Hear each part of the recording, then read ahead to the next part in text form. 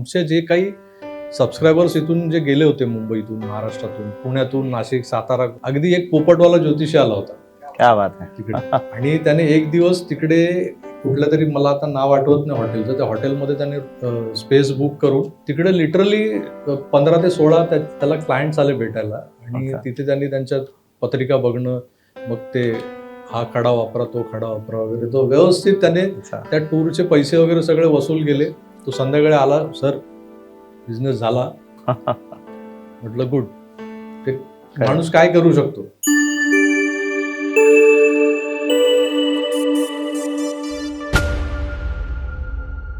मध्ये एक सर, आम्हाला जे आम्ही बरेच व्हिडिओ बघितलेत, बिझनेस कॉन्क्लेव्ह दुबई, जी इंडिया सेंटरला तिकडे दुबईला झालेली, इंडिया क्लबला जी झालेली, तर ती त्याचा हाऊ वॉज इट, ती कशी, what was the experience of that conclave?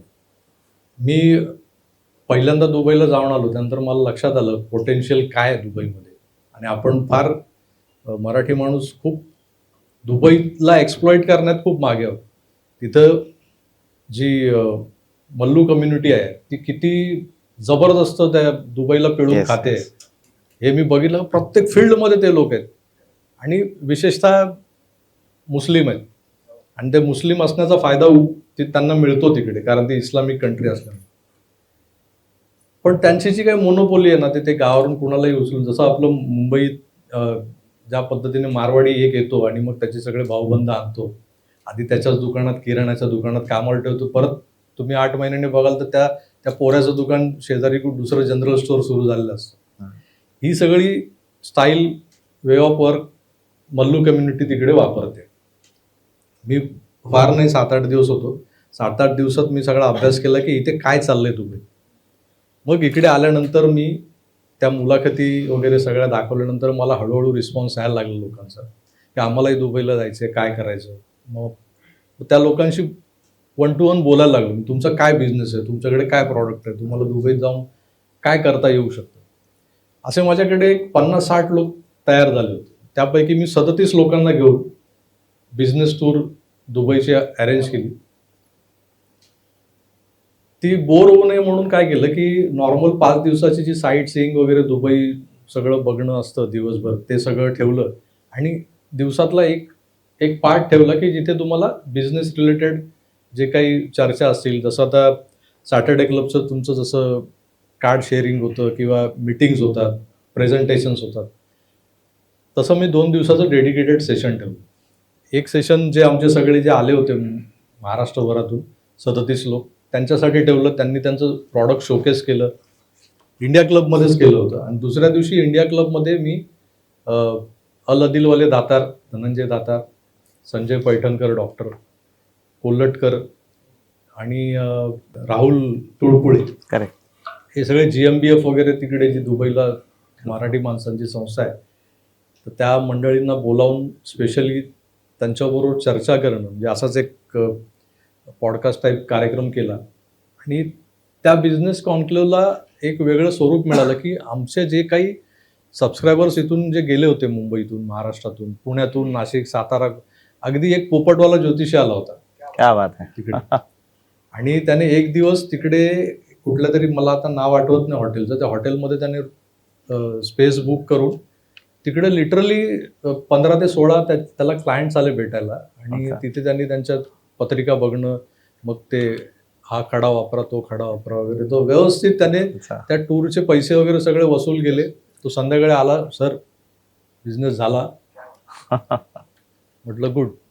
ते माणूस काय करू शकतो. जर तुमच्याकडे कल्पना असतील तर त्या कुठेही वर्कआउट होऊ शकतात. फक्त तुमच्याकडे ही धमक पाहिजे की मी एक कम्फर्ट झोन सोडून बाहेर जातोय, दुबईला गेल्यानंतर काय होईल माझं हे. आणि तिकडे या लोकांना मी ॲश्युअर केलं होतं की तुम्हाला तिथे गेल्यानंतर जी ट्रायझोन कॉर्पोरेट सर्व्हिसेस जी कंपनी आहे त्याच्यामार्फत A to Z सगळ्या गोष्टी, म्हणजे लायसन्सिंग पासून तुमचं, जसं आपल्याला इथे गुमास्ता लागतं, शॉप अँड एस्टॅब्लिशमेंट लागतं, ट्रेडमार्क लागतं, कंपनी फॉर्मेशन पासून तुम्हाला बँकेकडून लोन घेण्यापर्यंत जी काही प्रोसेस आहे, करेक्ट, कुठे तुम्हाला कुठल्या एरियामध्ये तुम्हाला दुकान, ऑफिस, काय कसं काय हे सेट करायचं, त्यासाठी सगळी जी काही मदत लागते ती मोहित तिकडे बसून करतोय Correct. आपल्या ट्रायझोनच्या मार्फत. Correct. आणि मग त्याचा फायदा करून देण्यासाठी ह्या लोकांना तिथे घेऊन गेलो. 5 दिवसाची 7 दिवसाची टूर होती, जे अगदी आपलं अबुधाबीचं बॅप्स मंदिर वगैरे सगळं नॉर्मल जसं ती तुमची दुबई टूर असते ना एखाद्या टूर्स अँड ट्रॅव्हल्स कंपनीने केलेली, तशी इटनरी होती. आणि त्याप्रमाणे सगळं केल्यानंतर सोबत आपण त्याला बिझनेसची जोड दिली आणि शेवटच्या दिवशी प्रॉपर बिझनेस कॉन्क्लेव्ह झाली. आणि त्याचं जे त्याला आपले उद्योगमंत्री उदय सामंत त्यांना जेव्हा कळलं हे सगळं मी जे करतोय, मला जेव्हा भेटले होते तेव्हा त्यांनी ॲप्रिशिएट केलं की याच्या पुढे जर तुम्ही पुन्हा कार्यक्रम कराल तर तो महाराष्ट्र सरकारबरोबर क्या कोलॅबोरेट बात करून आहे, करा. सुपर. दुर्दैवानं असं झालं की गेल्या वर्षीच ते करायचं होतं, पण माझ्यावर बायपास झाली माझी गेल्या जुलैला, त्यामुळे ते राहिलं. आता कुठेतरी आम्ही तयारी करतो. मी 11 तारखेचं क्या बात माझं आहे, हे सर. होतं, तिकीट होतं 11ला या, ओके. आणि हे इकडे युद्ध सुरू झालं. तर आता एकंदर जी परिस्थिती आहे त्यामुळे लोकांना संभ्रम पडला. तर काल मी आपल्या सगळे फ्लायर्स माझ्या स्टेटसवर वगैरे टाकले होते. मला परत फोन यायला लागला, सर तुमचा काय कार्यक्रम आहे? म्हटलं हा. मग आता तर तिकडे युद्ध चालू आहे. म्हटलं कोणी सांगितलं युद्ध चालू आहे? युद्ध करणारे जे देश आहेत ते वेगळे आहेत. करेक्ट. दुबईवर म्हटलं 1-2 ठिकाणी जे ड्रोन हल्ले झाले त्याचा अर्थ असा नाही की दुबईत युद्ध चालू आहे. करेक्ट.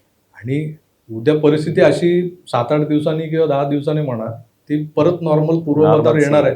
कदाचित या दरम्यान जो काही समजा तिकडे विध्वंस होईल, काहीतरी नुकसान होईल, त्यामुळे बरेच लोक जे घाबरून पळून गेलेले आहेत, तिथे व्हॅक्यूम क्रिएट होणार आहे. किंवा तिथे काय नुकसान झालं तर ते नुकसान कसं भरून काढायचं, कारण तिथे मॅनपॉवर लागते.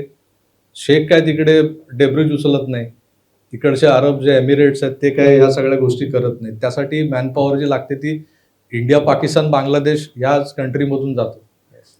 आणि ॲडव्हान्टेज पाकिस्तान आणि बांगलादेशी काय घेतात की ते मुस्लिम आहेत, आणि त्याचबरोबर आपल्या देशातले पण जे केरळमधले मुस्लिम आहेत ते जास्त त्यात ॲडव्हान्टेज घेत असतात. तर मराठी माणसाने का घेऊ नये? मुद्दाम मी धनंजय दातार असतील, अल अदिलवाले, डॉक्टर संजय पैठणकर असतील, राहुल तुळपुळे असतील, या मंडळींना मी मुद्दाम तिकडे बोलवून त्यांची लाईफ जर्नी लोकांसमोर मांडली की हे जेव्हा आले होते तेव्हा काय परिस्थिती होती, आणि यांनी इतक्या वर्षांच्या मेहनतीनंतर आज जे काही इथं साम्राज्य उभं केले की शेखही त्यांना येऊन भेटतो. म्हणजे दातार आज तिकडे केवढी मोठी हस्ती आहे तुम्हाला सांगायला नको. तुमच्यापैकी बरेच जण दुबईत येत जात असतील. दातारांच्या स्टेटसपर्यंत जाणं हे स्वप्नवत आहे, पण सर्वसामान्य मराठी माणूस तिथपर्यंत सहज पोचू शकतो. किमान तिथे नाही पोचला तरी त्याला जे अपेक्षित आहे फायनान्शियली आणि मॉनिटरी नक्कीच विचार तो केला त्याचं हे बनवू शकतो. तेवढं झालं तरी खूप झालं ना. की मला उद्या मी एखाद्या मोठ्या ब्रँडचा जे जसं अल अदिलचे धनंजय दातार म्हणून फिरणं हा काही मोठेपणा नाहीये ना. अल्टिमेटली काय की मी जर इथे महाराष्ट्रात, मुंबईत, भारतात राहून जर मला 50,000 दर महिन्याला मी कमवतोय आणि मला जर दुबईत गेल्यानंतर 1.5 लाख मिळणार असेल तर ते मिळाले, माझा कार्यभाग साधला, संपला विषय. मला रोज कुठल्या तरी वर्तमानपत्रात फ्रंटलाईनला झळकण्याची गरज नाही. माझं प्रॉडक्ट विकलं जात आहे आणि ऍट द एंड शेवटी संध्याकाळी मला त्याचे पैसे मिळतात.